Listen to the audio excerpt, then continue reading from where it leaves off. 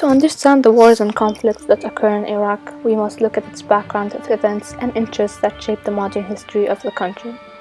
Iraq, also known as the Republic of Iraq, is a country that has been having a lot of trouble over the years. The Republic of Iraq was founded in 1919, which then the first president to take office, called Mohammad Najib al-Rubai, was selected president of Iraq on 14th of July 1958. No president existed before, and the story behind this is because many countries have invaded and controlled Iraq before 1958. This includes the secret battles between Bahrain and France over Iraqi oil in the World War I era. As you can see, in Iraq's flag it has an Arabic writing on it which says Allahu Akbar, which means God is the greatest. So you can see it is a Muslim country and always will be, no matter who try to invade it.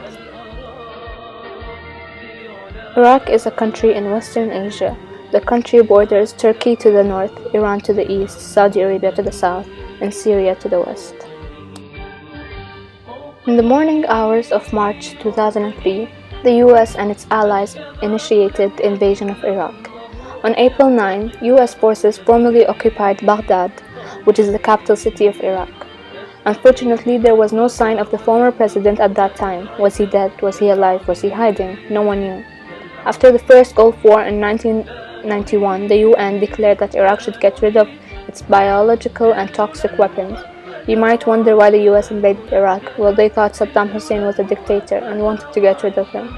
And since Iraq had its toxic weapons back, the US returned back to Iraq to get rid of them once again.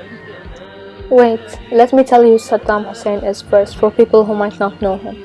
Saddam Hussein Abdul-Majid at-Tikriti was the 5th president of Iraq. He was born on April 28, 1937, and later died 3 years after the revolution on December 30, 2006.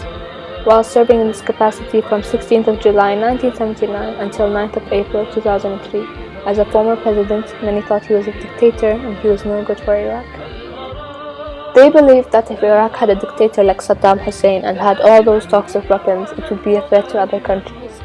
The mission was to strike military and security targets in Iraq that contributed to the country's ability to produce, store, maintain, and deliver weapons of mass destruction.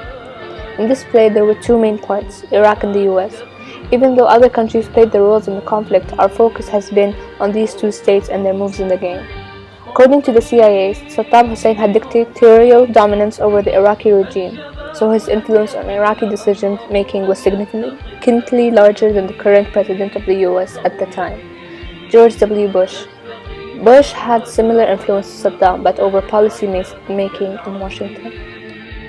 So basically, the US's aim was to get rid of Saddam Hussein and to get rid of all their toxic and nuclear weapons, and that is why the revolution began.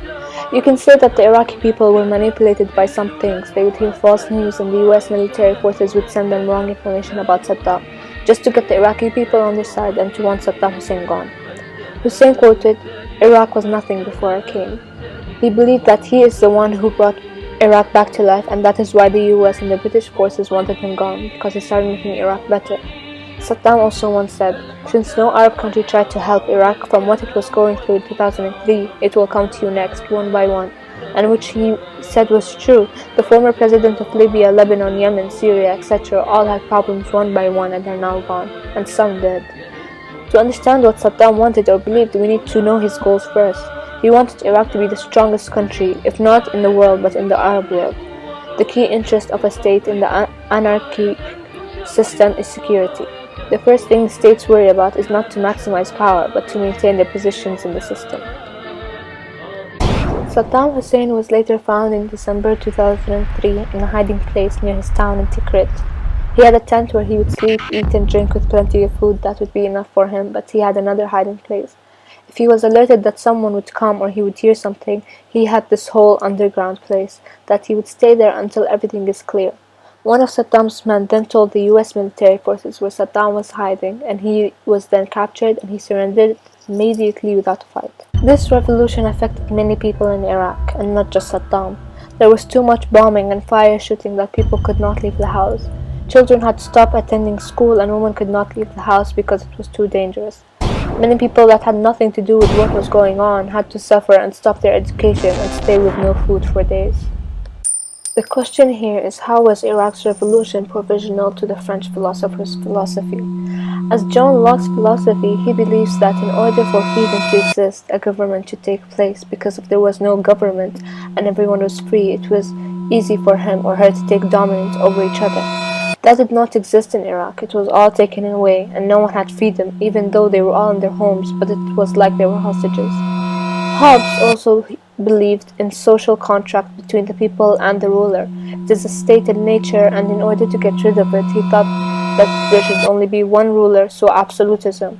It is true there should only be one ruler, and it was Saddam, but when the revolution happened, there was no ruler, no people, no Iraq.